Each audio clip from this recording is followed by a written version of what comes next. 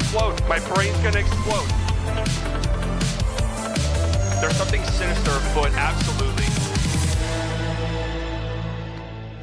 Hello, everybody, and welcome into the Slightly Biased Show here at the incredible Haymaker Network, the Haymaker Studios, downtown Frisco. I'm joined by the one, the only, Jason Gallagher. Me and you pretty similar in one way. Yeah. What way? The Mavs Thunder pipeline.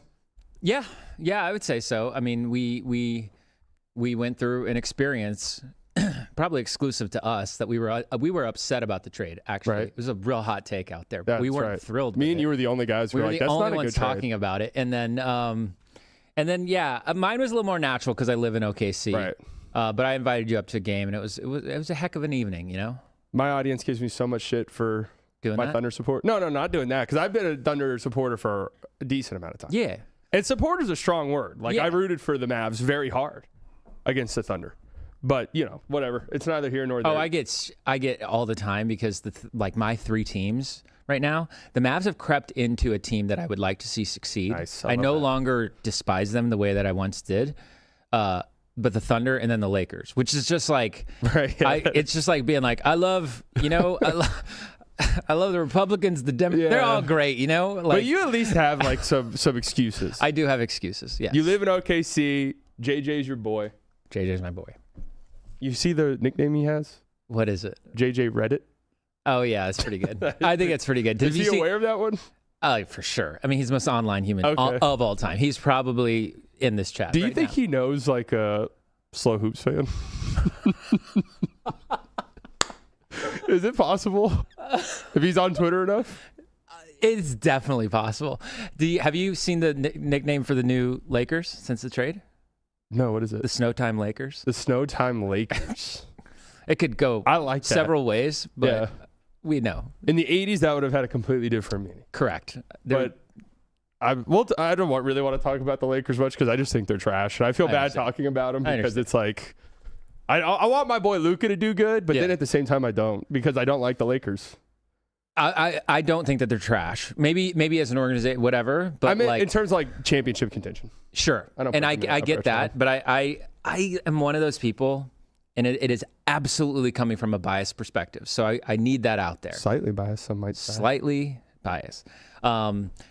They have overachieved a lot this season. They have. And I actually think JJ's not getting enough credit. Whoa. That's kind of a hot take because, again, like I said, they're calling him JJ Reddit. I know they are, but nobody believed in this team going into the Yeah. season. Their health has not been great. Their supporting staff is terrible. Yeah, it is. And it's just a strange thing. Luka, LeBron, Reeves have played 9 games together. That's crazy. And they're going to be they're out of the play, like, or you know, I just am sort of like, what did you expect out of this roster? Because I had low expectations, Yeah. very, very low. No, what they're an interesting case study where it's like everyone will blame the coach no matter what, because everything that's wrong with them I thought would be wrong with them. Yes. I thought Ayton was going to play like Ayton's played. I thought their depth was terrible. I thought their defense was terrible. Anyone who, I don't know how you could look at that roster and be like, oh yeah, this team's going to be good defensively. Yeah, it's extremely scotch taped together. And it actually, watching them reminds me of watching those early Mavs seasons where, like, 100%. no So shots, similar. Dwight Powell, fucking king. But, like, can I cuss? I don't know. Yeah, you can cuss. He's a king, but, like, I think at least. those, we had to find Cuss out. away. But, like, Luka would drag those teams far. Yeah. And I'm still in that mode where I'm like, he's capable of doing that in the playoffs. If the Lakers are fully healthy and LeBron is, like, really embracing that second, third tier role, nobody wants to play that team. I don't think. That's what I thought last year when I was like, I think that Lakers team last year, you just don't want to see Luka. But Luka was just dealt with so many injuries. But It was my Lord. and his headspace was Right, yeah. You can't Totally discount it. Totally understandable. Yeah. But the Timberwolves, the way that they just exploited every last one of their weaknesses. Yeah, I know. And I am like a notoriously, like, I do not believe in the Timberwolves. Yeah. I don't believe. I mean, they made it to 2 straight conference finals. I don't So at believe. a No, certain I don't. point, No, no. it's like- But I don't believe in them. Like, I don't believe that they are a. I just don't believe in them. I think Ant's kind of reached a stage where it's like maybe he's just like Luka, where it's like, well, I don't want to see that guy. Maybe. Yeah, maybe. But I also think that teams are too good for his style of play. Like he's just if he can level up as a playmaker, I'll automatically believe in him. But right now you watch them and it's like, okay, let's go blitz Anthony Edwards, and at best he's going to make a skip pass to the next guy. I wish they got a better guard. Yeah. I like Io, but I worry about him. I also operate under a very simple rule of thumb. You only get so many good Rudy years before it starts to really turn on you. What's this, year 3 or 4 there? I think we're coming up on it, though. Okay. I'm just saying. It is like, I got to give Rudy Gobert so many props because I was kind of low on the Timberwolves entering this year with my idea being Mike Conley's completely washed, which he is. Yeah. And I thought Rudy Gobert was just kind of take a step back. And yet he's been probably the 3rd best defensive player. And Randall's been good. Yeah, Julius has been good. Yeah. Shout out to Dallas, Texas, man. Preston Wood. Speaking of Dallas, Texas, we are live on the Haymaker Network, DFW's new sports network on YouTube. Plenty of things to watch already. Dirk interview. We like that guy. Yeah. That guy's pretty cool. Nick Van Exel, the One Star Podcast. Also, the Lucaholics Anonymous sketch was the 91st hype video. I don't even know what that means. 91st hype video in Slovenia. All right. Get hype. Hell yeah. Hell yeah, man. Slovenia. I will say this on my Clips channel. I did like some ramble once. It was like, it was about DeAndre Ayton or something. I got a notification. It was like the 65th most hype video in Slovenia. I was like, damn, Jesus Christ. They really don't like Ayton over there, I guess. Yeah. Jackson Hayes, new honorable Slovenian. Yeah, sure. I like that for them, actually, in international competition. You want to dive into the weeds of Eurobasket? I mean, I would love to. We need Gafford on the Slovenians. We do. I thought that was clearly where we were headed, but I think Hayes will actually be good there. Yeah. Speaking of Luka, you went to a Luka 77 event? Correct. I did. It looked cool. It was pretty cool. Dirk was there? Dirk was there. JJ Redick was there. Austin Reeves was there. Oh, we got the picture up on the screen. Oh, yeah. Look at that. Yeah, this is my first time meeting Dirk. I'd never met him before. Really? Ever. And I've met... That's surprising. I sound like... You've met Obama. I've met a lot of people. I had never met Dirk. And it was kind of like a thing where I could have a few times, but I was like, nah, I want it to be under the right circumstances or whatever. And Luca's person, Laura Beth, who is awesome, she introduced him. And the best part about it was he came up and he went, there he is, and he knew who I was. How cool is that? That's so incredible. And I turned into a little boy. I turned into a little boy, and I was like, I am your biggest fan. Yeah. Like I did that. I did that thing. It was awesome. I think Dirk is the one human being my brain would just short circuit. It did. Out of any, I could meet Obama. Someone could time travel from the past. I'd be like, whoa, I got to get to the bottom of how this happened. Yeah. Dirk would be like, I can't formulate a sentence around you. I have met Obama. Yeah, that was easier. Spend time with LeBron. I've met Kobe. Like something, the Dirk thing. I mean, he's the reason why I love the sport. He's the reason why I do what I do for a living. He is the reason why I was so mad about the trade. He has informed so much about who I am as a sports fan that the dude is forever. What do the kids say? Goated? He is goated. Did you guys like that? Yeah, that was great. Thanks. They're going nuts back here. You know, dude, they make fun of me for my age, so maybe I'm not the one that can speak on it. But yeah, goated sounds good to me. Thanks, guys. And my millennial Zoomer brain. That's right. Sort of caught up in between. That's right. Depending on who you ask on what I am. Dirk, I wish Dirk had a signature shoe. That was something I was thinking about the other day. Let's make it. Yeah, I mean, how cool would it have been if Dirk had like a Nike shoe back in the day and you just had Dirk Sevens? Can I tell you the shoe? I know you have a rundown, and perhaps we go off. No, we don't. I'm going to be real with you.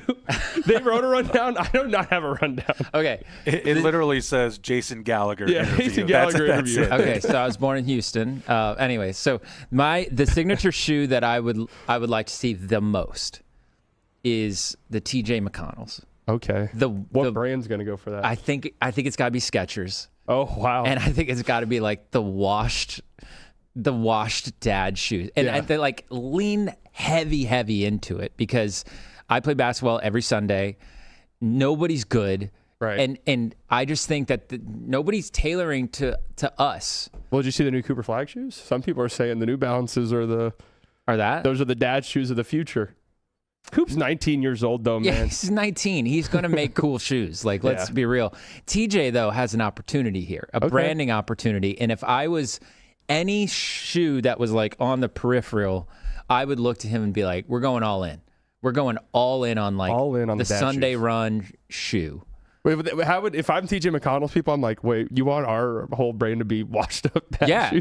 I mean, if I'm still good, bro. And if I'm across the table with these people, I'd be like, what else you got?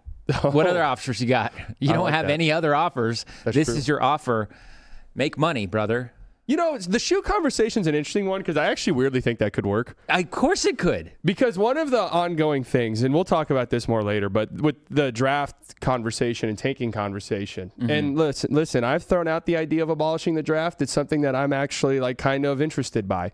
The one common critique of that is, well, why wouldn't shoe companies just say, yeah, take $20 million less a year to go play in New York if you get to pick where you can go?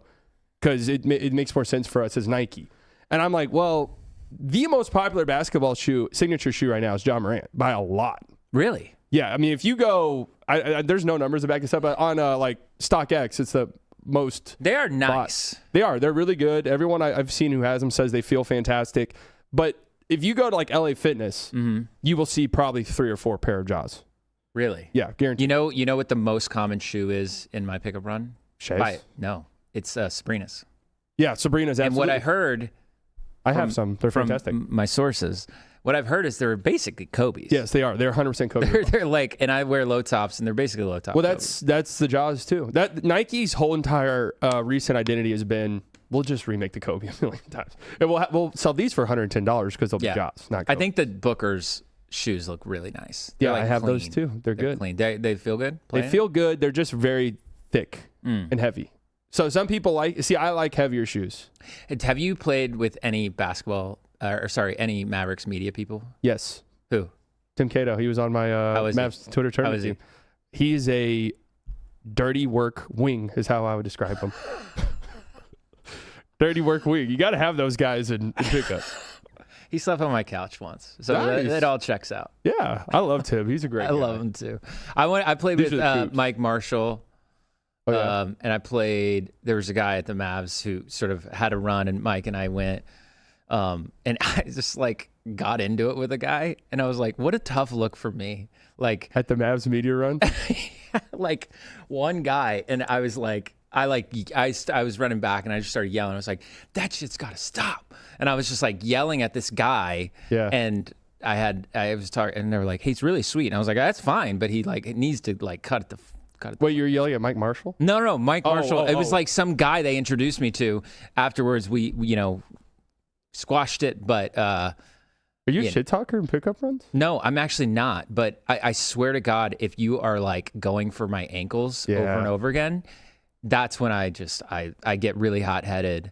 I've like shoved like there's a guy named Danny Heifetz who hosts the Ringer Fantasy. I've two-handed shoved him. Really? And I felt so bad about it afterwards because he was an intern at the time. Oh God, that could be problematic for the Ringer. Hey, he played like Dylan Brooks, but like if Dylan Brooks couldn't walk, like he kept falling into people's knees and and eventually I just like had enough. Anyways, you don't want to be the guy who's on the ground a lot in pickup. No, ever. Anyways. The one thing that in pickup where I will say something is if you're the subtle elbow in the back on a rebound guy. Yeah.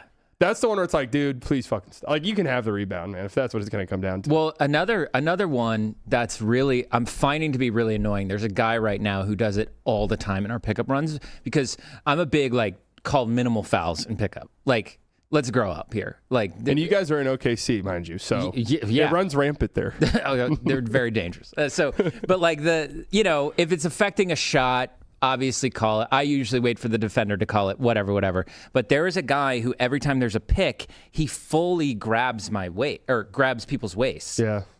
And so that's a weird one because you don't want to be like off ball foul, but at the same time it's like I literally can't fucking play defense. Yeah. Anyways. Oh, he's setting the screen. He's setting the screen, and then as I'm trying to chase, he grabs fully grabs your waist, and he does it all the time, and it's like I don't think anybody's ever going to call it, but there might have to be a meeting. Yeah. Where pregame we're like, you cannot just grab people's waists. Like the refs before game, like, hey, we're gonna keep an eye on this today. I'm gonna keep an eye on this because you can't do that shit. But it's also I would hate myself for life if I was like, hold on, stop ball, that was a foul, off ball foul on him. It was a little bit of a dirty, yeah. I just don't believe it. Anyways, so, that would be really hilarious. I've called an off ball foul once, but it was because I got like elbowed in the temple, and I was like, all right, chill out. Where are you at on offensive fouls? In pickup? Yeah. Never. And also, I will never call it travel in pickup unless it's so egregious because people do not understand step through moves at all in pickup. Correct. They have no clue what it is. And I'm not an athletic guy. So my game is predicated around step throughs, up fakes, footwork. Yeah. And the amount of times I'm having to sit there and be like, that's not a travel, guys. And it leads to this 5-minute conveation is insane. I had a guy try to call an offensive foul on me recently, and then they got the team got the ball and they were like started going the other way, and I was like, dude, if we accept this, then we are generationally fucked as a society. What'd you do, the little chicken wing? I don't know. I ran and the guy tried to take it. He took a charge. Oh no! And I was like, if we accept this, I have no faith in humanity. The charge is insane. It's insane, and they upheld it. I had a guy get mad at me a couple days ago because I pulled the chair on defense. He was like, "Come on, bro," and pick up. Like the he was posting me up, and I pulled the chair. Yeah, and he like fell, and then we called the travel. And he's like, "Come on, bro." I was like, because wait, that's clean. That's fine. I know. That's what it's people in pickup are just some of the rules. People, what you said was so obvious to me that I was like, why would that be an issue? Yeah, he was just like, "Come on, man, pick up." I was like, "Yeah, I can pick up." Anyways, riveting show, everyone. Have you ever played pickup with like JJ? No, I didn't know how that works. He would have rather I've never died. had an NBA friend. I will say this: when the first time I met him, he was a Dallas Maverick. Okay. So he was somewhat miserable. Was he doing his podcast by then? Yes. I was just about to ask when you started producing his podcast. Yeah, we started doing it. Well, he and I started working with him when he had a podcast at The Ringer that he did very infrequently. Oh, that's right. But right. we published videos to The Ringer. I started publishing videos to The Ringer's YouTube channel. They're still the most popular videos The Ringer's ever produced, are these JJ Redick ones. And so he saw an opportunity. He wanted to own the pod. Like, don't blame him. And he brought me with him. But we started the podcast in the bubble. We worked together for probably 8 months before we actually before we actually met. And we met in Dallas, and it was, I want to say, after Sacramento Kings game. I mean, I don't mind saying this now. He was at his lowest because David Griffin, at the time he was at the Pelicans, promised he was going to either buy him out or trade him to the Nets. I remember that. His family lives in Brooklyn. That's all he wanted to do. I know it's like rich guy problems, whatever, but the COVID restrictions after the bubble year were really hard on players, like across the board, because you weren't really allowed to see family. No one could come with you. You couldn't leave the hotel. Jeez. So like oftentimes they're just sort of stuck in a Four Seasons and they can't really go anywhere. They can't go outside. They can't DoorDash anything. They can't do anything. Jeez. So it was like really hard. So later, he eventually gets traded to Dallas. He's also like, he needed heel surgery. He has nothing but great things to say about the Mavericks. Like, he was like, the way Carlisle like empathized with me, the way Cuban was with me, like everybody was amazing. But he was in full blown don't give a fuck mode. I like met him, like saw his apartment. It looked like an apartment I had when I was like 19. Like it was so bad. It was just the couch with the TV plugged in the beer wall. Cans and shit. But then we were like, let's go to a bar. And what bar? Downtown Dallas? It was an arcade bar. Oh, in Deep Ellum? No. Oh. What's the other neighborhood that's kind of cool? Greenville? No, maybe like a little north. McKinney? Uptown? Uptown. Yes, Uptown. Good work. And so him and Tommy went, and we walk in, and Tommy's like, they got Papa Shot. And I talk a big game with Papa Shot.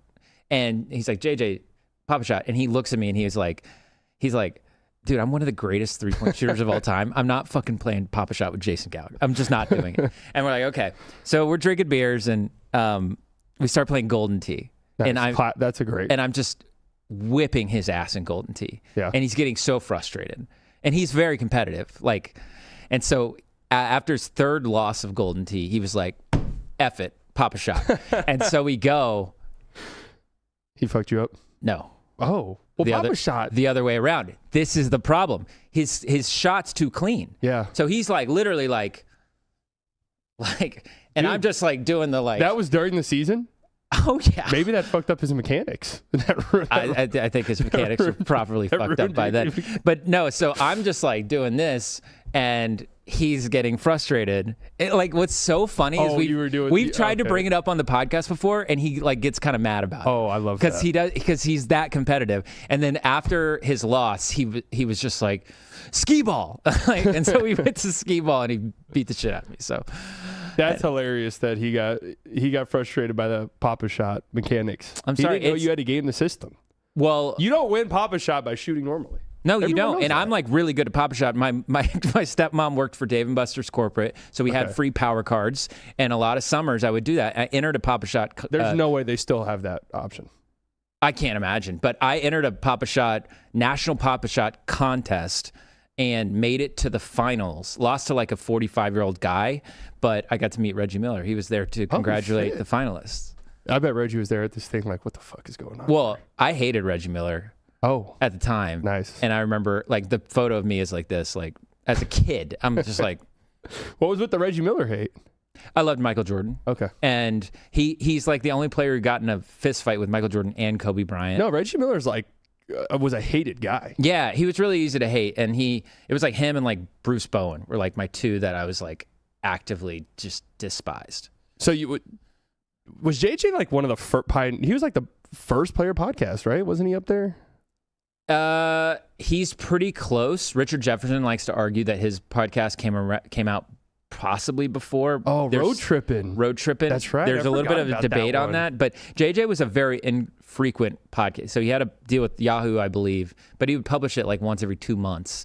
The Ringer, it was like a little better, but then he really dove in when we started The Old Man and the Three. So I was wondering this morning because you were like an early adopter of it. Do you ever see like MPJ having an OnlyFans model on, and you're just like Oppenheimer at the end of Oppenheimer, just like what have I created?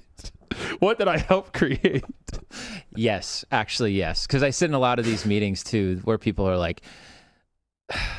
I'm going to sound like an asshole. I'm very sorry, everybody. But like I'll sit in these meetings with like some folks and they'll be like, this is the optimized way that we make thumbnails here. And I'm like, my dude, I know. I helped do this. So like let's not. But the MPJ thing, I'm actually proud of that. Okay. That clip. That's crazy. That clip with him and that porn star is the funniest. The funniest. It is the funniest player podcast moment of all time. And if you've never seen it, look it up. I mean, I just essentially, she's like really like opening her heart and soul. It's actually sad. Like what she's saying is genuinely sad. And she's like, imagine you just like meet somebody in a lobby and you're not attracted to them and you have to fuck them. And he just goes, nah, that's tough. That's tough. The funniest thing that's ever happened on a podcast. Yeah, that's crazy. That's tough. Who thought that was like? Oh, it's so I have to wonder. Does he have a production team, or is he just like, yeah? No. He's just letting it. He's just letting. I'm like, well, the new scary one is streaming, and I love Kyrie Irving to death, but every now and then I'm a little bit worried about an announcement that he's going on like one of these Nazi adjacent kick streamers. I would be worried about that too. Every day I'm worried about it, and I'll see like Jaylen Brown. I mean, if like Jaylen Brown's just on him every other day. Well, it could be anyone. Dylan Brooks is like best friends with one of these guys. You stream a lot, right? But I don't do the Nazi thing. That's like not really my. Man, that's he really distances. Yeah, I distance myself from that one. I think I would definitely make some sort of mistake streaming. Yeah. I think I drink too much wine at night. And if I'm streaming at night... That used to be a problem for me, I will be honest. If I'm streaming at night, I just might talk some shit or say something, and nothing bad, folks, but like relationship-wise. Like I could just see... Also, not a flag, but like you do this long enough, you have good stories that probably should never be shared. And if I'm streaming and I'm like, numbers are low, one time, and like... When Obama was here, let me tell you. Yeah. No, I will say that the streaming thing, though, why people like it is because of that, though. That's why it's popular. That is, I mean, it makes sense. It's such a parasocial thing. Yeah. I was actually thinking about this today, and I don't know how often you're on Twitter, but I've noticed this, and I don't know if it's just because of me. It feels like with Luka and Jokic specifically, some of the tweets I see are so parasocial and admittedly kind of strange. Yeah. And I wonder, like, is that just because I'm seeing it, or is there some weird European thing going on, or is it because it's the white, like, these guys don't look like your killer athlete? Like, they like treat them like toddlers sometimes. I saw a video that was like side by side comparing Luka and Jokic hugging this year at the All-Star game and Luka and Brunson hugging last year. It was like, look at how different the hug. I'm like, what the fuck am I looking at? Okay. It's so bizarre. So you're not a fan of the Luka Jokic content? I just think the way it's talked about, and I've been thinking this forever for Luka, like when in the summer, his fiance or whatever tweeted or Instagram posted her making green beans or something, and everyone was like, let's go, man. I'm like, dude, this is embarrassing, man. This is like embarrassing. Yeah, there's certain behaviors on Twitter that I find to be really interesting. Like, but you could spin that anyway. Like Boban and Tobias Harris's relationship. Yeah, that's true. Well, Boban's just a one of one. I agree, but I'm also, this makes me an absolute hater. I'm just like, I agree. I never resonated. I'm like, don't care. Like, maybe first 6 months, cool, but like we were like 4.5 years into this, being like, isn't this adorable? And it's like, yeah, dudes are friends. Yeah. Like, what? I know. What am I like? Okay. That's low key how I feel about the Villanova 5. Oh wow.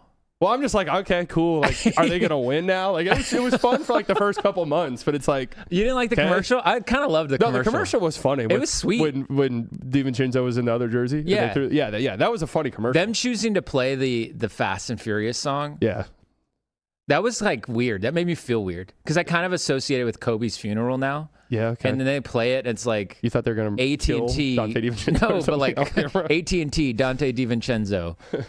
And like, I don't know. It's just like, find another song. Yeah. Don't do that. I think it's been a long day. Yeah. Oh, I associate that with the Paul Walker.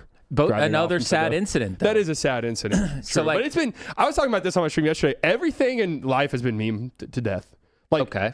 In literal death too. There's nothing serious anymore. Correct. So like anything is now a meme, no matter what. I was literally just talking about this because I went to All Star to do a bunch of meetings, and I do a little consulting on digital media, and sometimes people are like, you know, there's a lot of TV execs now in the digital media space, and they like to develop ideas. Yeah. And I'm like, no, you don't do that on digital. You develop ideas by putting it out and seeing if people hate it or not. Right. That's the development process. And they're like, well, what if we put it out? And I'm like, dude, literally, we're at the place where like Donald Trump could like tweet his dick. Yeah. And we'd move on the next day. Yeah, I know. Like, we're at the place where one of my favorite actors of all time, Robert Duvall, passes away. And then, like, 3 hours later, I'm like, what's for dinner? Yeah. Like, we're just, life is weird right now. We're just moving on. We're moving on so fast. One of my biggest fears, I actually don't want to say that out loud because it's so dark, but just something tragic happening to me. And then tomorrow I'm like, just the next reaction meme. I gotta be honest, that's probably what would happen. Yeah, it would be what would happen. I'm like, it could happen to me too. Can you guys give me like at least a month? At least a month of just. We're doing that for each other. Okay, great. We're gonna be guys, like, dude, remember slightly. What a guy. Now, guys, let them all fly. But just let's have a okay. Moment You of and silence. we are doing that. We are gonna absolutely make sure that people remember us for at least a month. Good, and then we can do the. Yeah, put a little statue like this. Just put my face on. Just cut it out. I mean, look at this. This thing is so nice, though. Every time I see it. Is it heavy? Let me see. Yeah, it's a legit statue. Oh, yeah. Yeah, that's got some real weight to it. Yeah. Have you seen it? What are your thoughts on the KD files? You know what? Were you there on Sunday at the All-Star game? No, I had flown home Saturday morning. I will be honest with you. I called a friend on my drive here to be like, fill me in on the KD thing, because I wasn't really following it. Based on what I had heard, tough scene. Yeah. Does a friend think it was him? Yeah. Yeah. Yeah. And I mean, is it not him? Or is there like a case to be made that it's not him? There's some people who are, at first I didn't think it was him, because what I thought they were doing, and this is sort of like adjacent to how, Like the Epstein. That's why we call them the KD files. Obviously not that comparable because one's Twitter DMs and the other is secret evil government cabal organization that's maybe doing some crazy shit. Maybe. Chill. Yeah. Maybe. Yeah. Well, I don't want to get anyone in trouble here or myself. Alleged. So I've worked in this business long enough. If you say alleged, you could basically say anything. Right. And this is technically a Haymaker show. So on my stream, I would be saying some crazier shit. Yeah. But anyways, Jason, where they were flooding the zone. Yeah. So I saw all these screenshots that were clearly fake about like these KD messages are like Trae Young needs to brush his teeth. I was like, okay, there's no way in fucking hell KD said that in a group chat, right? But think about your own group chats. I know. I was saying this on my stream yesterday. You have definitely said shit that you're like, no one would ever say that. Right. And then on top of that, when you take stuff out of the context of a group, because like if you send something to 8 people and it's like all 8 people know exactly what I'm saying. Yes. But if it gets out, then it's like, and I'm not like defending the use of any words because there was a couple like poor choices of words. I saw that. Where I'm like, dude, you're 30 plus. Like, it's kind of wild because then didn't he make some like weird jokes about like drones and stuff? Yes, the drone joke was not good. It's not good. The teammate shit is not good. The Rockets one's bad. Like, if I'm Jabari Smith, I'm like, bro, what the fuck? Yeah, so this is what I was telling my buddy on the phone. I was like, like if I made a distasteful joke about, let's say, Epstein. Yeah. Tough scene for me on the internet. I don't think anyone would care. If I was like, dude, my wife's such a bitch. I fucking, like if I did that. And it got out. And that got out. That's making my life way more hell than the Epstein. Like absolutely. I can log off, turn off the computer airplane mode for like a week and be good. That's the thing. That's the thing that he's going to have to like really deal with. That's like has, in my opinion, like super real life consequences. I agree. That's the worst one. That's the worst one. I agree. With actual consequences.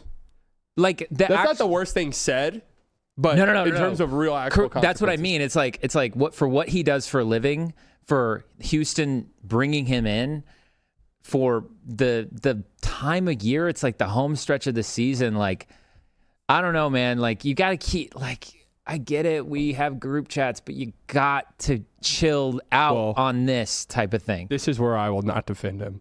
Why the fuck are you in a group chat with random NBA Twitter people? Well, okay, if you're going to do that, then you definitely should not be talking about your teammates. That's insanity. That is crazy. That's the one thing where it's like we're real life people. We have our group chats where we talk shit or where we might like take a joke a little too far, whatever. But like to get in a group chat with randos and talk shit about your coworkers when your job is as high stakes as it is I'll never understand it. I'm a huge KD fan and defender. I'll never understand that. I mean, I was reading through them. I was like, this isn't bad. This isn't bad. This isn't bad. Whatever. Like all of this stuff we already knew about him. Really, like yes, he didn't like Steve Kerr. Okay, cool. We already knew that. Okay, there is a comment that I'm reading, and I don't want it to be mischaracterized. What I'm saying here. We never got the twerking vid. No, not that one. The one that there's nothing wrong with trash talking coworkers. It's normal. Making light of war, and I completely agree. I'm not talking about the severity. I'm not talking about the severity of that at all. What I'm saying is that like he's gonna have his like day-to-day job is like I don't know if that's gonna go well. Like not just with Jabari, but you got to think other teammates are like, what the hell, dude? Right. And so, anyways, I completely agree with your 2 and 4 sided. Yeah, no, like what? Obviously, the drone joke is not good. It's horrible. Right. It's horrible. It's not good that he invested in a company that sends drone technology too. Right, but if he had only done that, there's a likely chance that his teammates, his whatever, will just be like, yeah, we know your heart, and we'll move on. You know, distasteful joke, whatever.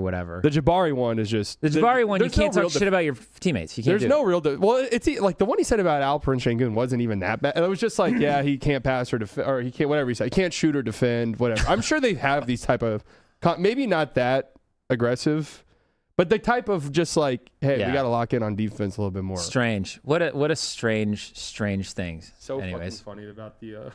Just random people on Twitter. Yeah. Oh, Jason's like, I understand guys like Steph, LeBron, and KD can do whatever they want when it comes to support. He's trolling. Don't listen to him. Yeah, that's a troll comment. He's like actually trolling. Yeah. That is not what we were saying.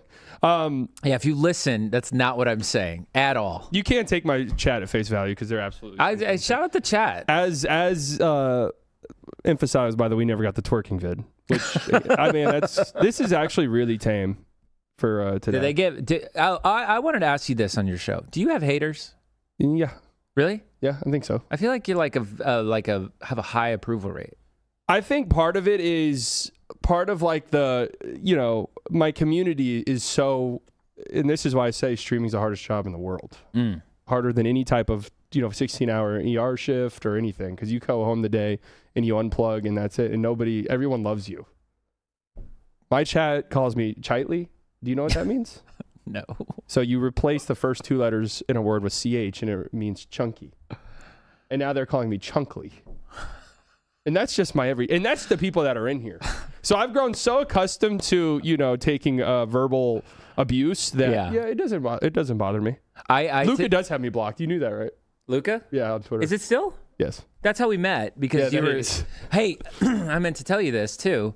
One of the Mavs GMs, co-GMs, has me blocked. I found out recently. Which one? Do you mind sharing? Or Michael Finley. Okay. Who's that guy? Riccardi. Yeah, he has me blocked. And I found this out because us Mavs fans, we talk, and like a lot of us talked a lot of shit. I would say that some of the fans in my group chat talked way more shit. And about the Mavs in general? Yeah, about like the last 13 months or whatever. Yeah. Duh.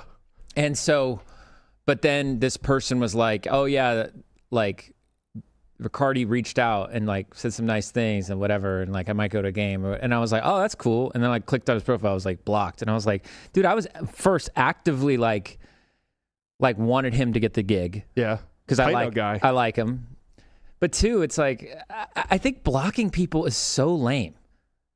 I'm not gonna lie, I block people. I don't block anybody. I used to not, and then sometimes I'd see some crazy shit. I'm like, all right, you have to go. Yes. To a certain extent, I get it. But, like, I don't like that. I don't like that opinion. Yeah. Block. Like, I'm like, that's the lamest thing in the world. I'm sorry. Especially for somebody who I'm like, I don't even interact with. There's nothing more pathetic to me than when I've never interacted with you. Yeah. And I click your thing and you're like, blocked. I'm like, cool, man. I really wonder what the Luka straw was for me. I always think about it. What did it for you? What was the straw? Yeah, I'm wondering the same thing. It has to be that I just kept calling the Mavs a clown show. So I think part of it is like with Twitter's new algorithm. Part of why I block people is to curate my For You page more. So it's just like I see something where I'm like, I don't even want this on my. And usually it's like Twitter every 2 months will have this stretch where it's like, here's like a literal video of someone getting murdered. And it's like, you know what? I don't want to see this shit on my timeline at all. I mean that's the part where I get it. But like I said, Daryl Morey followed me on Twitter. Oh really? And then DM'd me, thank you for the follow. And I said, is this really Daryl Morey? And he said, a real replica. He is he's very active on the internet, and I like him a lot. Before I had any sort of gig or anything reputable or whatever, I was working a sales job in Chicago. So my entry point into sports media, I don't know if we've ever talked about this, was I went to Second City to do comedy. Yeah. Quickly discovered I'm not like the on-air talent kind of person, but I think I can help funny people be funnier. So I started a production company that was just for like the stage, and I would also use it to put my own stuff out, cast people, whatever. And me and my buddy Ben Fort, who lives in Fort Worth, we wrote a 2.5 hour long NBA musical about the NBA lockout. It was sort of Romeo and Juliet-esque, actually inspired a little bit by the Mavs, because after they won the title, I'll never forget this. They went to the ESPYs, and there was a lockout situation, and Dirk and Mark Cuban were not allowed to talk to each other at the ESPYs. So weird. And so you would see cameras, and it was like longing looks to each other, and I was like, oh wow, this is like a good. So that's kind of was the concept of the musical, and it got a lot of publicity. Yeah, we staged it in Chicago for a month, and like Around the Horn debated whether or not it would make Broadway. Oh, which I was hell like, yeah. That's classic ESPN. That really is. They've never seen it. They don't know anything about it. And then giving Woody Page detailed is like, analysis. this thing sounds terrible. And so we actually put on the posters, said Woody Page said it would never make it to Broadway, which shout out Woody Page. He was right. But Daryl Morey reached out. Oh, yeah. And was like, what can I do to help you? And I went down to Houston where he's GM and we had a lunch and we talked. He is that online and that like interested in things. I think he's like a very curious guy. Yeah. I don't love like all the things he does and says, but like he's just like a curious guy. He seemed really cool. Interesting. Yeah, fun fact. It's always interesting to hear who's like legitimately online versus who's not online. He's definitely online. Hello, So Daryl. I like that. I wish I remembered this guy's name, man. I felt bad because he hit me up. Someone in the Metroplex like did a play about the Luka trade. Oh and yeah, yeah. I got invited. Somebody invited to it.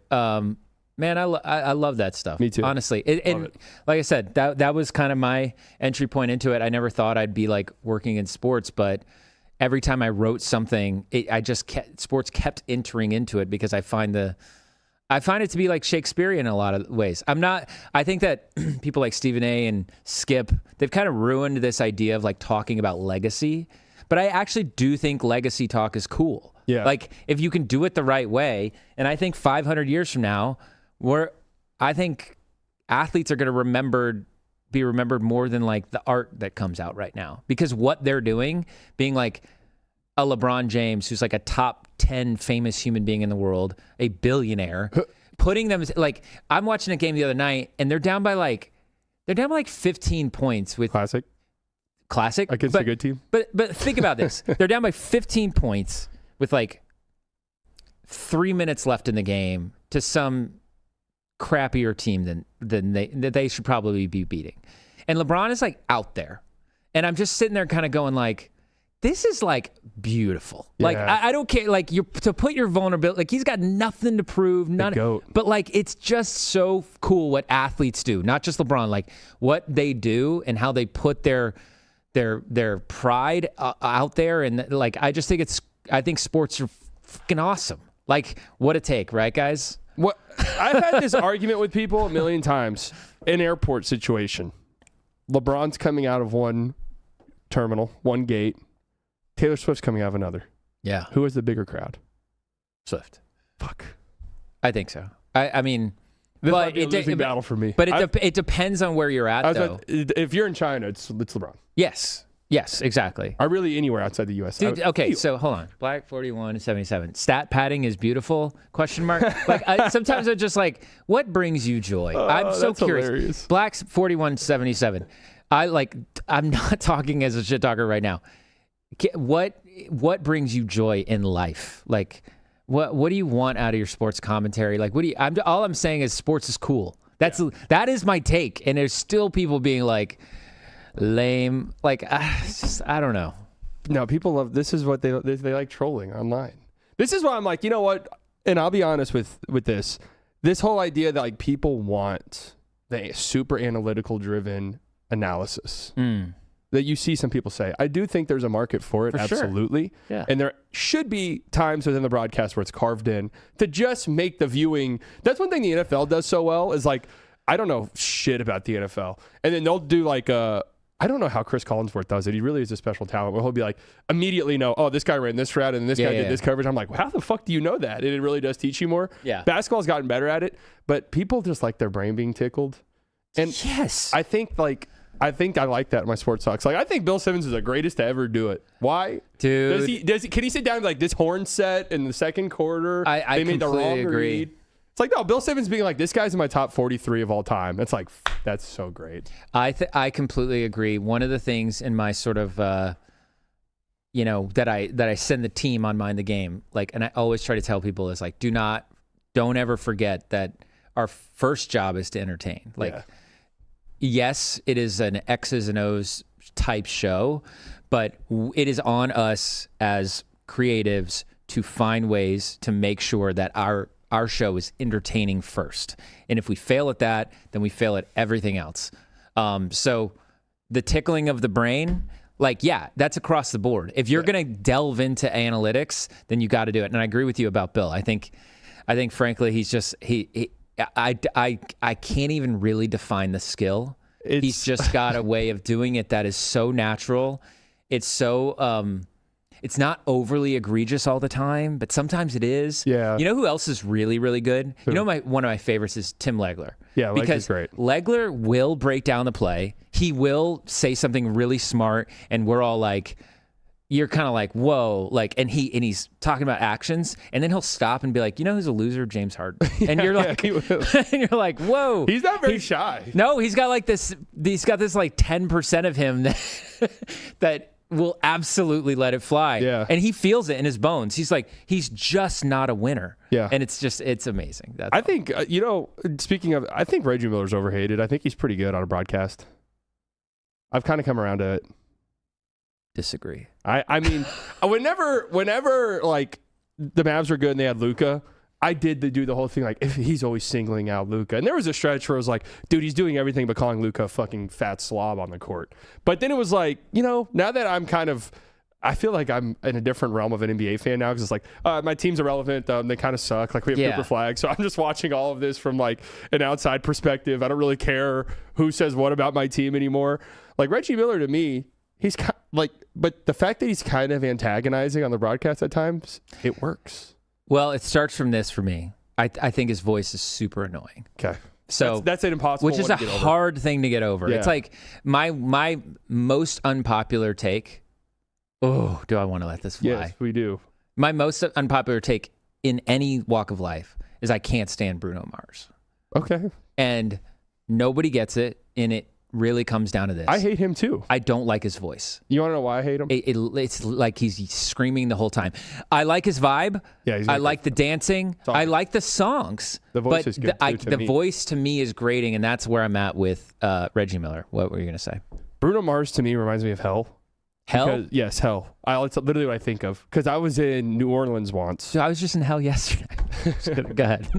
Really? You were in New Orleans yesterday? Yeah. No, I was in New Orleans yesterday. Or, yeah, not yesterday. A few years ago. And for some weird reason in their bar, I don't know if it's some contractual thing or what, but this bar that we were at, it was just like this cycle. And it was like 3 Bruno Mars songs, like a Katy Perry song. And we were in this place for like 8 hours. Yeah. And it was nonstop Bruno Mars on a loop. Yeah. And Look, I was like, yeah, I'm fucking. Guys, I don't hate, like, okay. I hate him. No. I just want y'all to know it's not, I'm not trying to like, I want him to be him. Like, do your thing. The voice is not for me. When I hear the Grenade song, I would launch a grenade for you or something, whatever. Catch a grenade for you. What does he say? I will catch a grenade for you. Jump on a grenade. Yeah. It's catch. Is it catch? It is. I would catch a grenade for you? I don't think that's it. Maybe he throws it back. I would jump on it. No, jump doesn't make sense. It's catch. I would catch a grenade for you. It's catch. All right. Thanks, Chase. Catch a grenade for you. Okay. Thanks, guys. Yeah. I find his voice to be whiny. I want to get back to Reggie Miller. Okay.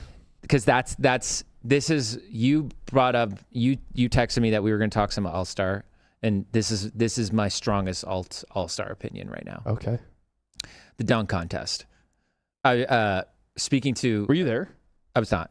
Speaking to an NBA player, Cam Johnson, and he was basically like, there's just not a lot of personal incentive for anyone to do the dunk contest. If you're thinking about it from a really realistic standpoint, and the way that the season is structured right now, with the 82 games, they were trying to eliminate the 4 days and 5 nights thing. But I think what incidentally sort of wound up happening is there's still a lot of back-to-backs, but there's not a lot of breaks. So like this is a problem that a lot of how do you ignore the chat? It's hard. Like I said, I've just grown accustomed. Got it. But so I think that it's like the Lakers, for example, they can't practice. Like LeBron talks about in Mind the Game, so I'm not like revealing anything, but it's like when they have a day off, they need to rest, and then they got to go right back. There's not these long breaks. And with the dunk contest, which it kind of means that there's not really time to figure that out, to the point that some guys are like making up dunks the night before. Yeah, I was about to say, you got to practice. Yeah, and it is really taxing. Speaking from experience. In 2026, 82 game schedule, the amount of movement, steps taken, cutting, spacing, all that stuff, it's hard on your body to then be like, I'm going to go practice dunks for whatever. Yeah. And so, whereas Mac McClung can practice like all year, which is why he's such a legend at it. All this to say, maybe we've reached our limit as a whatever. The scoring of the dunk contest needs to be fixed. If you're not going to fix it, then you need to have your announcers stop complaining about it. Oh, this has been my biggest gripe for the league forever. It's my least favorite thing in the world to be like, so-and-so's got a 44, and then immediately Reggie Miller's like, well, what, the dunk before was a 43. Like, how is that a 44? And I'm sitting there going like, if you want me to believe in Disney World, then fucking play the part. Like, act like that was awesome. Oh, wow, he's got a 44. So-and-so needs this to beat him. Blah, blah. Like, just buy into it. But being at Disney World and be like, there's a guy under the Mickey head. You know that, right? And it's like, that's not a good product. And I wish the NBA, like, you can't help whether or not the dunks are going to be good, but you can help your product. Yeah. Make the product better. Make me believe in it. Because I'm literally watching a crappy kind of dunk, watching a weird score that I don't understand, and then listening to someone complain about the score is awful television. I agree 100%. And I like that you said Disney World, because the reality is the dunk contest is they want to appeal to like the 15-year-olds. Sure. Like, honestly, like we've reached a point where it's like, yes, I probably will not care about the dunk contest ever again in my life. Like, that's just the reality. If I were a silver consultant, and I said this before, I'd just say, hey, concede the All-Star Weekend. You're not fixing it. Because Cam Johnson makes a great point, and it's a societal thing. There's just no coming back. Like, we've already crossed this threshold where it's like, the only thing I can do at All-Star Weekend is embarrass myself. Embarrass yourself, or, well, first even off, trying too hard, people make fun of. Yeah. We live in a society where just people will find something to complain about every time. Yeah. I don't think you should concede as in. So what do you mean by concede? Here'd be my solution. Just stop caring. Like, just let it happen and let it go. Happens. I thought the All-Star game was actually really good. Yeah, of course, but like also, it's All-Star is supposed to be as a celebration of the game. That's what it has to be. This would be my solution. Yeah. That's when the final of the in-season tournament is, and you build the weekend kind of around that more so. And then the All-Star game is like on Sunday night. But the in-season tournament final is like the event of the weekend. And it's in wherever the All-Star game is. And that's the only game that's a neutral. Here's my dunk contest fix. You ready? Okay. I don't think there is one. But I've got it for you right now. You know what I forgot? They did teams that one year. Do you remember that? I do remember that. I saw that on TikTok. I was like, oh my God, I forgot they did that 1 year. I think first off, I did think that the All-Star game was pretty good. Yeah. I think that happens every few years. Like the Elon ending, I remember people were like, is it back? I'm kind of a pro for that. Here's the deal. I think it's all personality driven. Ant, Wemby, they're going to give you a good show. Jokic, Luka, they're not. No. The older guys, they're not. And I just think that we're entering into an era where these young guys want to play good in the All-Star game, and that's the result. I'll never judge a format or anything until I've seen it work like consecutive years. Yeah, that's because there's been a lot of shit talk on the All-Star game. Like they at this point, if they didn't try, I was going to be like, you guys literally don't care about anything. Yeah. So it was nice to see. My fix on the dunk contest. Okay. Every year, it should be at the Sphere. Oh. And every year, we need that low angle up. Give me a great photo to remember. Give me a great slow motion video. Half of these dunks, if you see them on the backdrop of like an insane like visual scape, I'm remembering that shit forever. Interesting. So whatever, put it in the Sphere. That's my fix. Wait, so in this scenario, would the All-Star Weekend just be in Vegas every year? No, just the dunk contest. Because I used to think put the dunk contest in a different setting. Like I want it in the jungle, or I want it in like I used to think that. But dude, they say that for the 3-point contest outside. Hey, 10-mile-an-hour winds today. I would be so into that if they. Well, it's developed over the years because I used to also say like, you know what they should do for the dunk contest? They should hire a director. Like they should hire like Benny Safdie to direct the dunk contest. Yeah, and it becomes this because it really is like it's such a cool the Aaron Gordon dunk.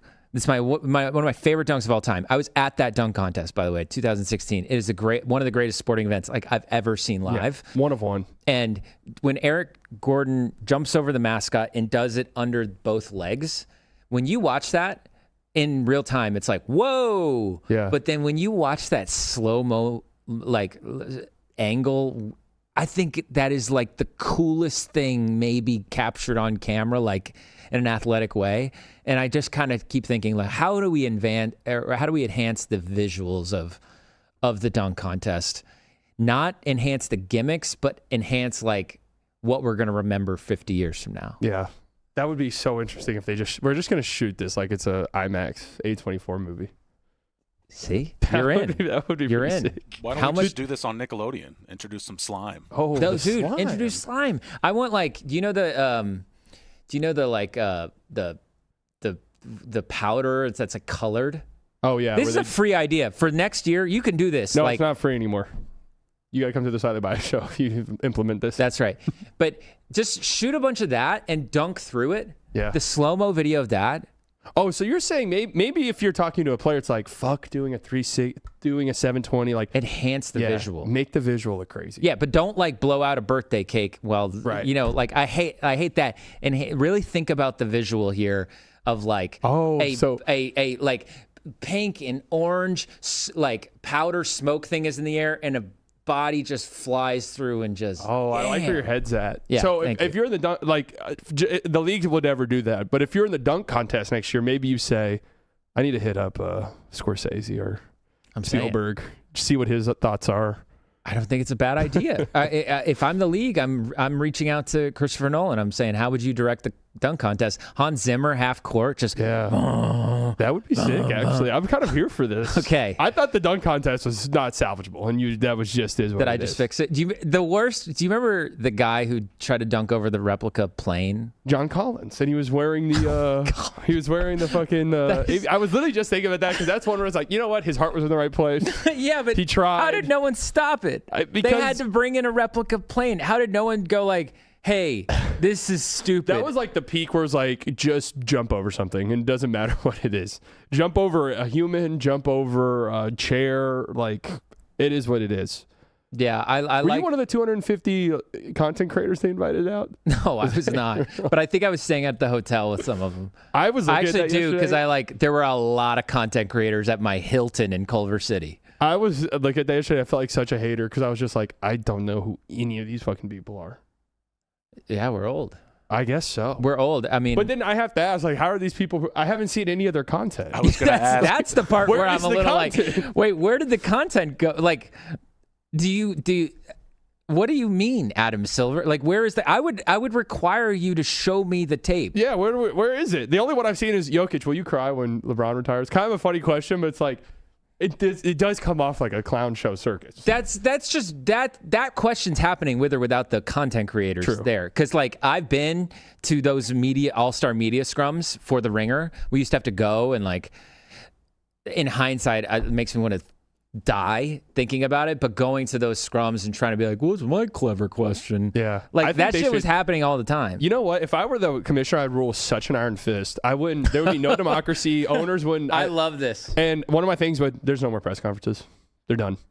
I'll be honest. If I was the president of the United States, I would also rule with pretty like. I've said this before. If I ever run for office, this is going to be my number one platform item. Okay. De-incentivize running for office. You lose your First Amendment rights if you run for office. You are actually in public service. You are not allowed to have Twitter. You are not. Everything must come via fax. Like, I don't want to hear a fax machine. I don't want you to get famous off of politics. That is not the job. Okay. And I would argue that 99.9% of the people in politics right now want to be famous. Yeah. And that's it. So how do we de-incentivize fame in politics? Not to make this political, but that is my platform. And I would unabashedly say if you run for office, you lose your First Amendment rights. Man, I can't announce what my platform would be, but I'm here for it. You got my vote. Thank you. We would make a great ticket. By the way, early voting in Texas today, guys, if you want to get is that right? Vote. That's right. Open today. There you go. Get out there and vote, folks. Yeah, All-Star Weekend. The content creators are so funny.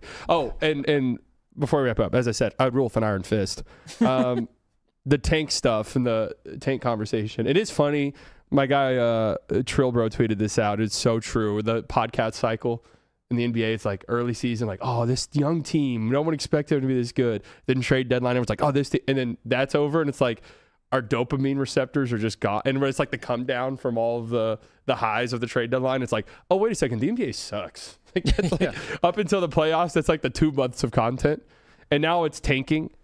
Cuban put out a fucking novel, and I honestly didn't read it. And we were going to bring it up on here, but it's so long. Oh, Come on, guys, read that. Why NBA should embrace tanking? The NBA has Kate. Yeah, there's a lot of misspellings. So, Do you want me to read so it? this is actually the point I want to get to. Basically, he's saying tanking's fine, and that essentially he learned early on that the NBA wasn't just about winning and losing. It was about creating experiences for fans. Low-key true. Low-key, high-key true. Absolutely, it's true. All that to say, he follows this tweet up. Shout out Mark Cuban. I know he's unfollowed me and followed me and refollowed me and then unfollowed me and then refollowed me. Trying to get him on here. Dude, come on, Mark. He's a great guy. Easy softball questions. I'm getting out of here. Actually, I think I may have taken a hit with my. It doesn't matter. With your Cuban approval rating. Yeah, that's right. So, but he follows this tweet up with like, sorry for the typos. I was like running out the door, and I'm just thinking like, you could just like tweet that like an hour later, and it would still be as relevant. And I actually like to picture that he's like running out the door with like his wife or like a kid, and he's like KD glued and to the phone. he's just like this, and they're like, can we go? Like, what are you doing? He's like, no, hold on. And I just picture him doing that because I did read it. There's a ton of typos in it, and I'm like, why didn't you just wait a beat? I actually think this is such a great power move, and I'm actually here for it. Just like, yeah, there's typos. I didn't have time, guys. Sorry. Like, you think I have time to sit here and proofread this? Like, if you have time to sit here and proofread a tweet, you're a loser. Like, I like that framing. I disagree. I'm here for it. It comes off kind of powerful. I disagree. Not to turn this show into First Take, but I wholeheartly disagree with I'm going to this. start sending out I am like, business emails with typos. It's like, sorry, guys. Like, you think I have time to fix this? I'm at this place now, and I'm raising a child. Right. Okay. Me too. The chat. He is 12 years old. Okay. One of my biggest issues, God, we keep kind of getting political, but this isn't political. One of my biggest issues is that I wish our president would spell things correctly and use correct grammar, because I don't want people, because I'm trying to get my kid to give a shit about school, and I don't want him to be like, well, the president doesn't need to do it. Why do I need to do it? So I need our successful business people and our successful people to just like do it for us parents who have to sit there and argue about like why he's got to listen to his teacher, because he really will be like, it doesn't really matter. And I'm like, in the back of my head, I'm like, yeah, I know it doesn't matter, but I have to play this game. And poor, Mrs. Johnson is just trying her hardest to get Isaac to give a shit about grammar. And I need Grammarly now. I know. Put it in Grammarly. That's the root of my take about we need grammar more than ever. Okay. If we don't have grammar, then what are we as a society? I'm just envisioning you like Trump tweets out something and saying like, we need to bomb Fort Worth, Texas tomorrow. And you're just like, dude, the fucking lack of punctuation in this tweet. This is embarrassing. It's embarrassing. How am I? Everyone's like, should we evacuate? Jason's like, dude, there's no cap. He didn't put the period out. He didn't put the, you got to put the period. Yeah, Bombing aside. Yeah, I don't mean to belittle politics, but it really does drive me crazy. And I'm not even a big grammar guy. I mean, so I used to like do editing, writing, and I don't know. I feel like some people are and they're not. Like grammar, it's almost like math in a way. It either comes kind of easy to you or it doesn't. Where it's like you can look at a sentence structure and be like, that's not right. Or you just can't. Does that make sense? Yes. Because I couldn't sit down and tell you like the AP style guide. I don't know it, but I can look at a text and be like, that something's like there needs to be a comma there or an EM dash there. I agree. But now with AI coming, you could easily just be like, I'm doing typos, so it's authentically me. Ooh. Right. Yes, I spelled late Kate. But that was actually me planting that as you to be that's a lot like production in a sense, where you want to show the edges so people know it's like real. Does AI stuff scare you video wise? No. It scares the fuck out of me. I don't like to operate in fear. I'm not like a big people think like I'm like anti-Second Amendment or whatever because I don't have a gun. It's not that. It's just like I don't like living in the mindset of like I'm scared. I'm not like, I will never be that kind of person. It's a personality trait of mine. No judgments. Don't give a shit about what you do, what you live, whatever. I'm not afraid of AI. But I will say this. I'm trying to make myself the last man on the Titanic if it does come. Okay. That's why I did I did the documentary. I'm doing podcasts. I'm going to do a podcast outside of sports here in a little bit that I'm really excited about with like an actor. I am trying to just be that last guy. If it does come for us, I'm the last guy. I'll let somebody else fall on the thing, but I am the last man standing when it comes to AI. So, you and me both, brother. Yeah, let's do it. Let's band together. Yeah, I'm talking with some AI companies. Hopefully by the end of the year, I'm not even on the show, and I'm just at home. So, That'd be cool. Yeah, there's AI me, and I'm just,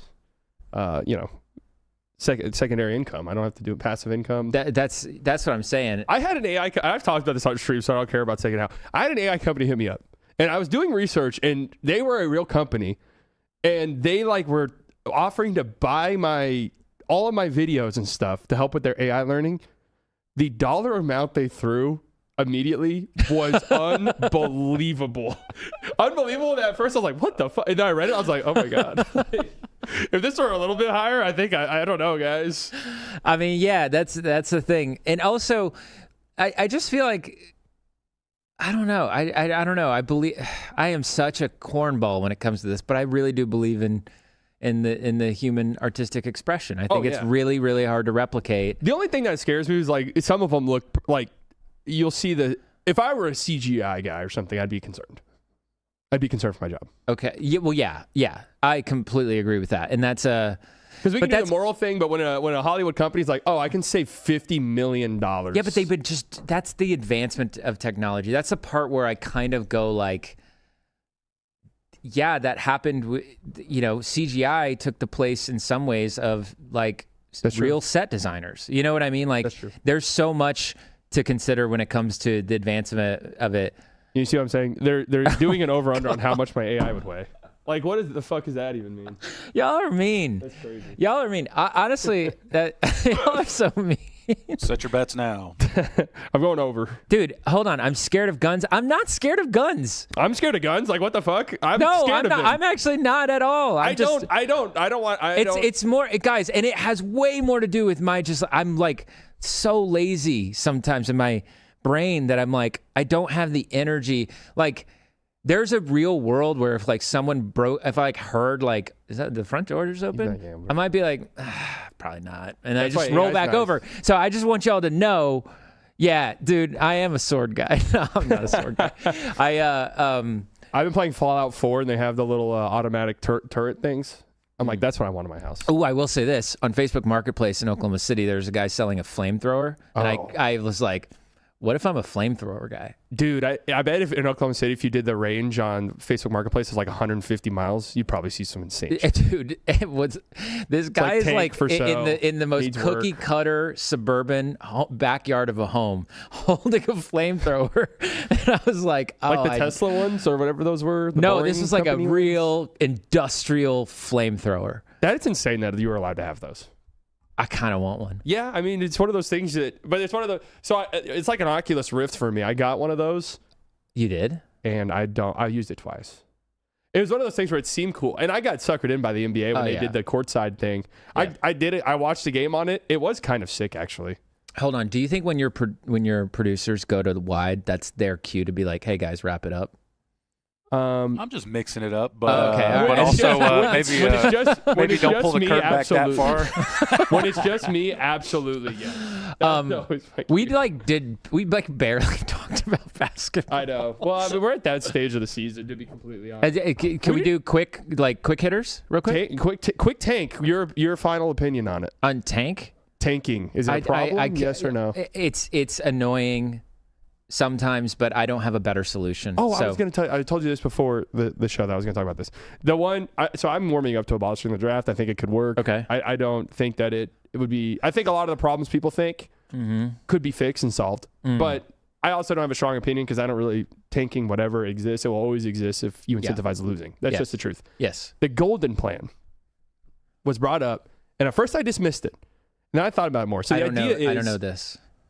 The moment you get eliminated from the playoffs, you're mathematically eliminated. Every win you get from that point forward is a point, and the team with the most points at the end gets the first overall pick. Oh, that's fun. Right. So the idea is well, what about bad teams? Well, the idea is the bad teams will be the first eliminated. so they get a longer runway to lose games or win games. Okay. Do you think that there is a possibility, like it's similar to the tournament idea? There's obviously so out. The tournament's a terrible. Okay, it's a terrible idea, but in a similar way where it's like, do you think that then the players themselves will feel the incentive the way that you do as a fan or the organization feels?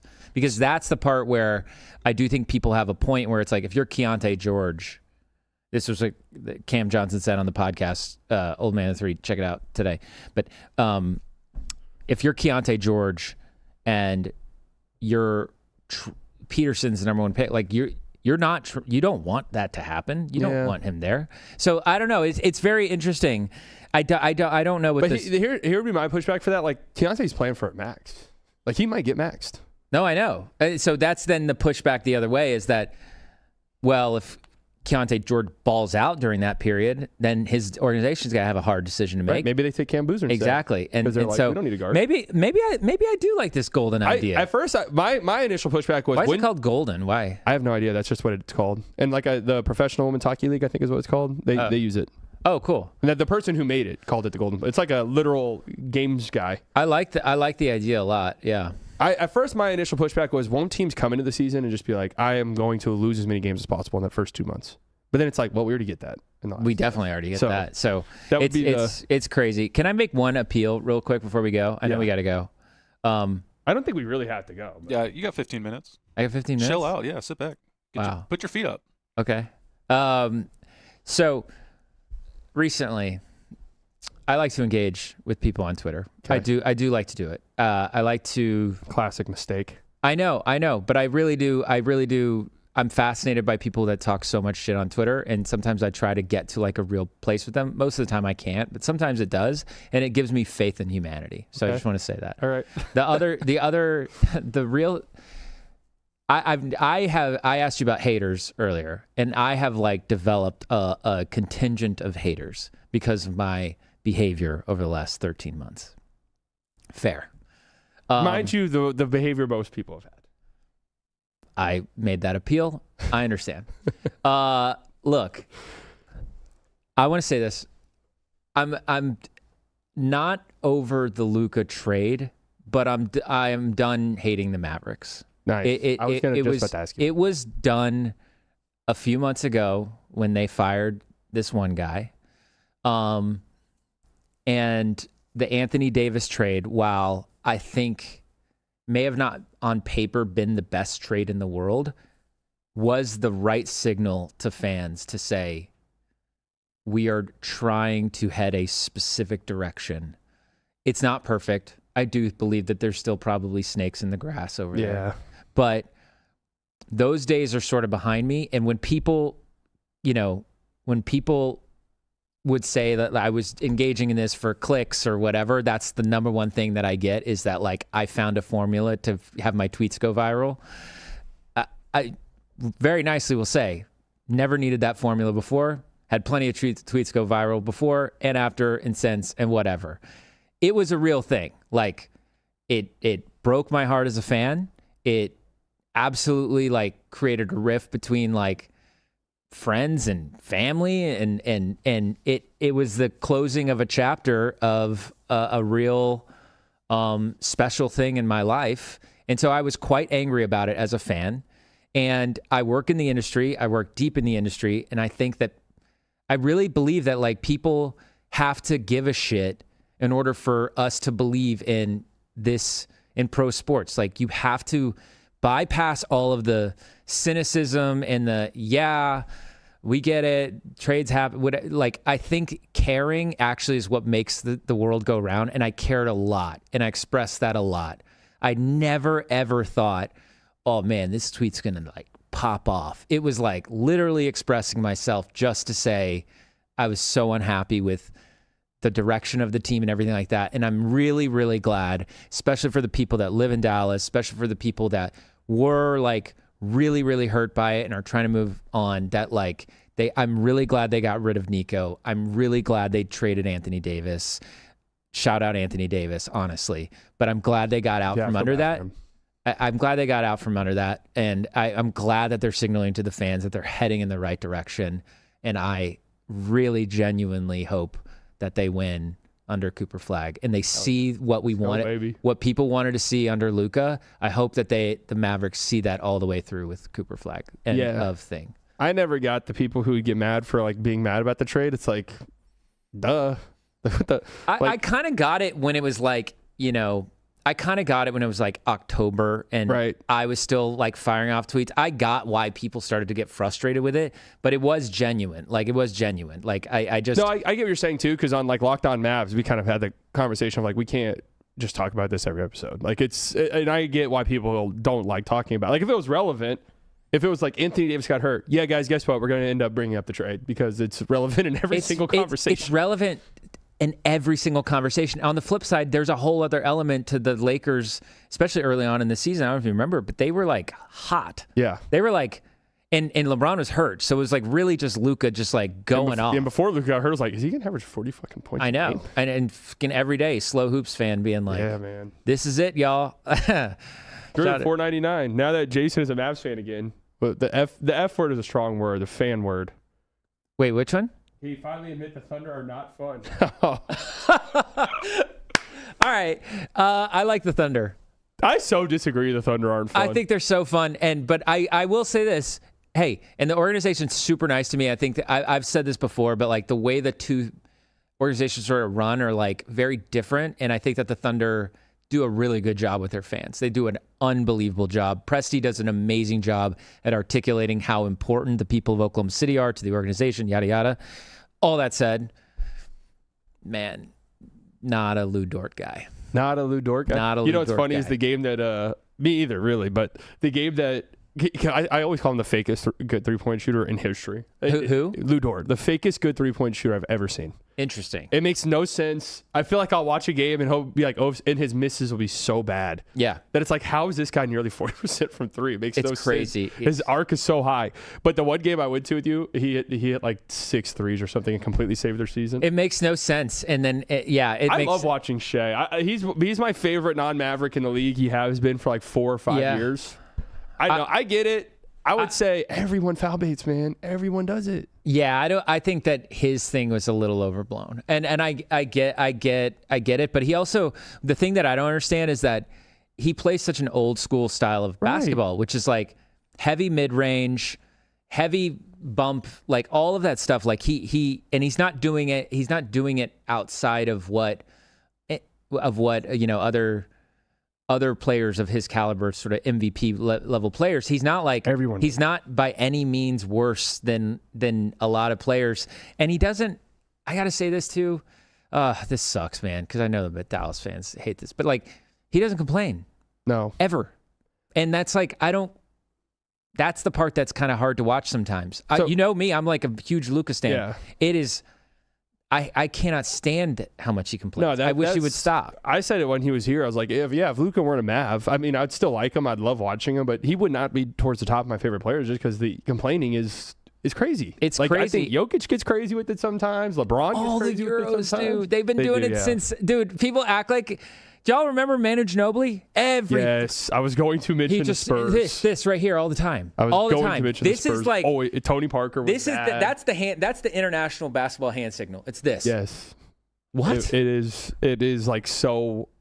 The Lakers frustrate me so much because everybody they'll have whole plays like the assistant coaches are out on the. I'm like, come on, guys, please. You know what the funniest thing is if we do all the appealing to casual viewers, get rid of tanking, get rid of this. That's like the number one complaint most people have. What? Officiating or complaining or flopping. It's and I would say those people probably will never give a shit because that's just like you don't really watch if that's your number one complaint.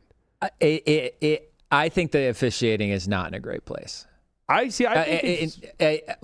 Man, this is a topic I actually like would love to really talk about. But I will say maybe it's not the officiating, but like the rules. The last 3 minutes of games should be so exciting, and it is the worst. It is the worst thing for the league. And if I'm Adam Silver, above tanking, above All-Star, above everything, I'm figuring out a way to eliminate the foul up three bullshit. Eliminate it, because I went to I went to game 1 of the, I want to say conference, the semifinals, Denver, OKC. OKC's up. They start implementing the up 3. They wind up losing the game, but it was the slowest. It was like watching someone die via like butter knife. Oh, I it was that game, the worst thing I've ever seen. Yep. And since then, I've seen a bunch of games kind of go that way. And I'm like, you might as well get rid of the slam dunk. Like, what are you doing? Yeah, you have got to fix that. That is number one thing I would fix. Ends of games. Honestly, if I could do anything, I'd get rid of reviews. I'd get rid of challenges. I'd get rid of it all. I'm so here for this. I hate that shit. I have said this all year. The worst problem with the league right now that's very fixable is the last 2 minutes, because it should be the best sporting event there is. Like a good NBA team against another good NBA team, final 2 minutes, mano y mano, let's go. Let's go. That's why I said Iron Fist, boom. You want to complain about tanking? All right, we'll abolish the draft. Yeah. Otherwise, don't come to my office talking about tanking. And then I'd say Elam ending. Let's do it. Fuck it.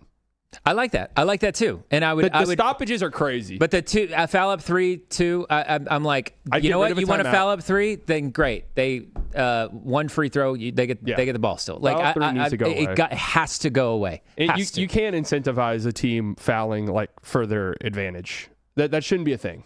It should be. It's such a no-brainer. And there's so many hard things. Tanking hard. There's so many hard things in the league. This one is so easy. Why you would want your product to look like that and feel that way. And the Thunder, it was so bad because you've been to that arena. Mm-hmm. That's a poppin' arena. I was shocked. Great fan base. So if you're going to foul up 3, guess what else you're doing? You're taking away your own fans. Yeah. So all of a sudden your home court's gone. And it's just like, all right, well, Chet, now you got to hit free throws. Let's see if you can do it, big dog. Because if you don't, then this whole thing falls apart. So boring. Like all the pressure's now on you. It makes no, get rid of reviews. God. Take away one timeout, and WNBA does it right. Take away one timeout and replace it with the advanced timeout. So you can call it a timeout, stop play, make a sub, advance the ball. You don't huddle. I love that. And back-to-back timeouts, get rid of them. Coach's challenge, I get it. I'm with you on challenges. And I'm with this with baseball because I don't know if you're into baseball at all. I grew up playing baseball. They're going to go robo-umps where they're just balls and strikes for robots.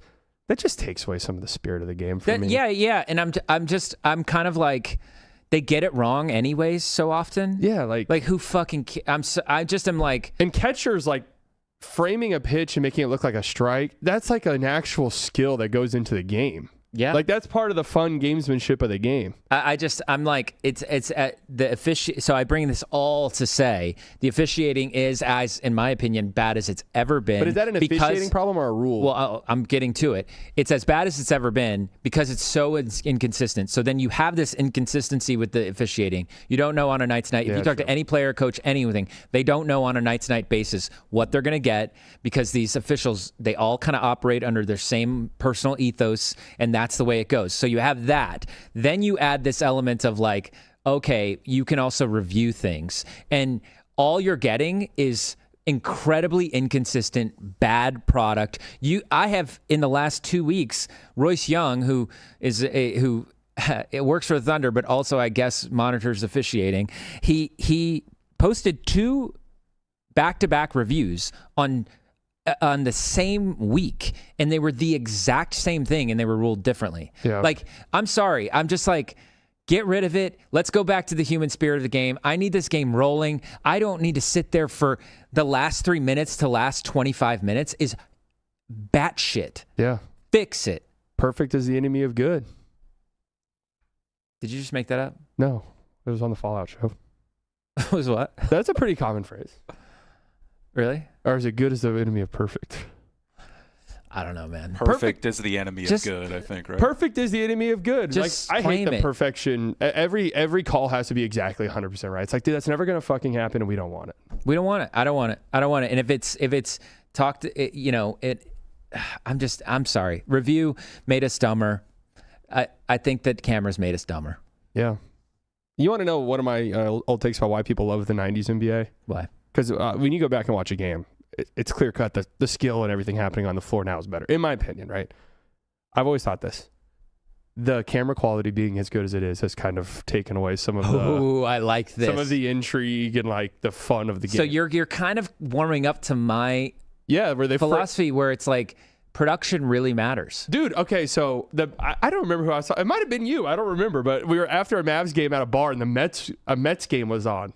And I was like, dude, their production quality on local Mets broadcast is fucking crazy. Like they have shots where they'll be like zoomed in on the moon. And then it'll fade to the baseball on the ground. And it's like shit like that where you're like, dude, this is the most cinematic thing of all time.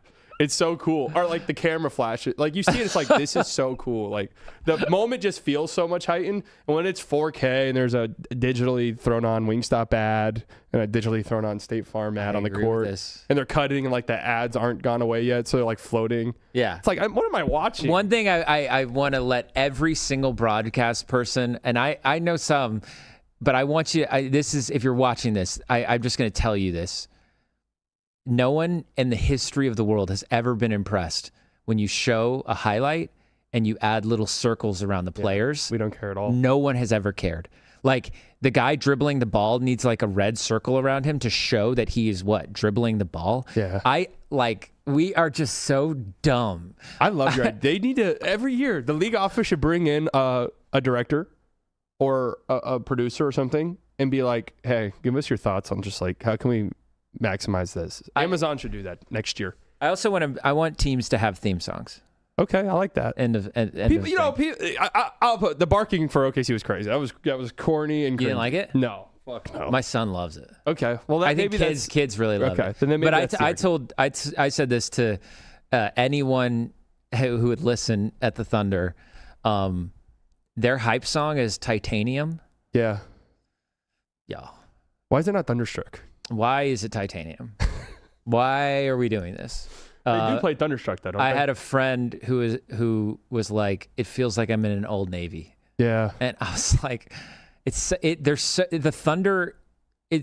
many Thunder rolls. Like you could do anything. Yeah. The Mavs, I would say the Mavs do pretty good because they have. Yeah, the Mavs do really good. They have Leon Bridges. That's his name, right? Yeah. Yeah, and he kind of does all of like. Well, also the guitarist. The guitarist. It sounds fucking great.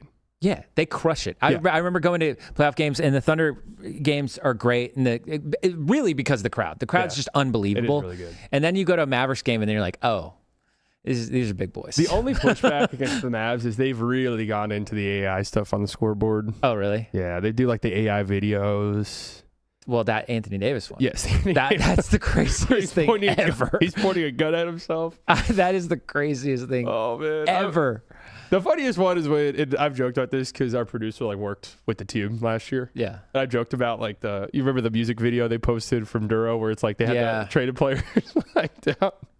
That is the funniest thing a team account so has ever tweeted out. Too. I always think about the people behind the scenes. I know. I told you I met Becca, who's does Mavs Social, and we just had a long talk about what her experience was like. What if she ever at any point disliked me? It was a beautiful conversation that, I mean, she cried, full blown cried when we talked, because I really respect, go back to the thing I was saying earlier. I really respect people that take their jobs that seriously. And frankly, she did. She developed a relationship with Luka. It was gone. Yeah. She lost it and she was told to move on. And that's a hard thing to do when you are somebody who's trying to sell the dream that, hey, this relationship between pro sports and its fans or whatever, it's genuine and real. I don't know if Luka would piss on anybody if they were on fire, but you have to make people believe that he would, and not only that, and that he loves you. And she was a part of building that.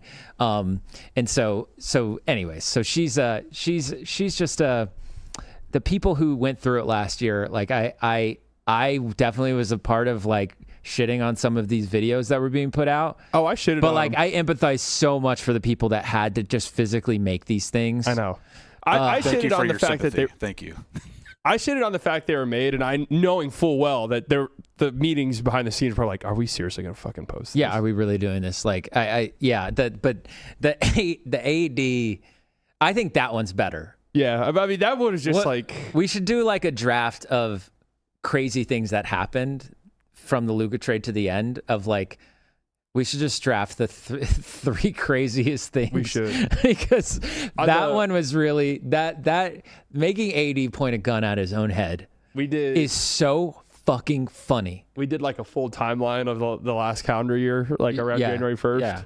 And it was funny going back and looking at, I forgot this happened. They did that? Like, they did that? Like, yeah, that was just unbelievable. So, and before we leave, I just, and this is the subtlety of the chat sometimes, right? Okay. Where is it? Mavs have the slightly impersonator drum line. So he's talking about the Mavs Maniacs. Yeah. And he's saying that they're impersonating me. So, it's just subtle stuff like that you think about. They're the big guys. They're the fat guys. They're the fat guys. Can I tell you one of my favorite? And a lot of them are auto Zimpic now, I think. Good for them. I need to post this video. I need to. I'm waiting for the summer because I think JJ would get mad if I did it now. But when he did the documentary. Yeah.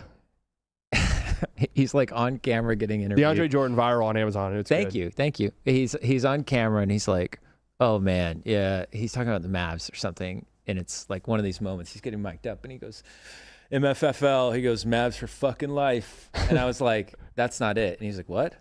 And I was like, it's not Mavs for fucking life. He goes, that was Mavs for fucking life. He goes, what is it? I go, Mavs fan for life. And he was like, this entire time I thought it was Mavs for fucking life. That is hilarious. That is such a good one. That's it. That's the end of my story. Honestly, Mavs fan for life rolls off the tongue a little bit better. Mavs for fucking life. I can see how the confusion there though. Yeah, I mean, MFFL. My least favorite thing they ever did was I hated rowdy, proud, and loud. Yeah. I hate rowdy. I hate the word rowdy. Bring it rowdy, loud, and proud. It's very a play on the Texan thing. It is, but like I didn't love it. Yeah. When was that? That was what, the 2022 playoffs, I think, or something? Or no, it's way early. Yeah. Yeah. No, I think of original Mavs man when it comes to rowdy, proud, and loud. Oh hell yeah, OG Mavs man. OG Mavs man. The thing of nightmares. I don't get all these secondary. That's a different conversation for a different day. We're really rambling. Thank you for coming on, Jason Gallagher. Plug. Mind the game. I mean, LeBron James is on that one, guys. Yeah, that came out today. So check it out. If you like him, check it out. If you don't like him, also check it out. Check it out. For me, hate watch. It doesn't matter to me whether the comments are negative or positive. As long as you give me the view. That's true. Do you need hype points too? Hype points. We have too many subscribers for that. Really? Yeah. That's a thing? Ouch. Yeah, there's a threshold. Oh, shit. Interesting. Yeah, it's a threshold. I'm sorry. Wow. But so we got to get our subscribers up. Slightly and I are confused on the hype points. So I'll hype points you. I have no clue what the hype point. You only get a certain allotted amount too. I realized that. Is that true? Yeah, I was like, you reached your hype limit. Like, oh, fuck. Were you just doing them on your own videos? Oh hell yeah! I don't do them on anyone else. Like it's a leaderboard thing. So like I'm not hyping up someone else's video. Hell no. Oh my god. All right, thank you guys for coming out. We'll be back on Thursday. Great show today. Thank you for coming, bro. Free Mavrello. Free Mavrello. Anytime you're in Dallas, come through. All right. Love you all. Talk to you all later. Bye-bye. Sweet. My brain's going to explode. My brain's going to explode. There's something sinister afoot. Absolutely.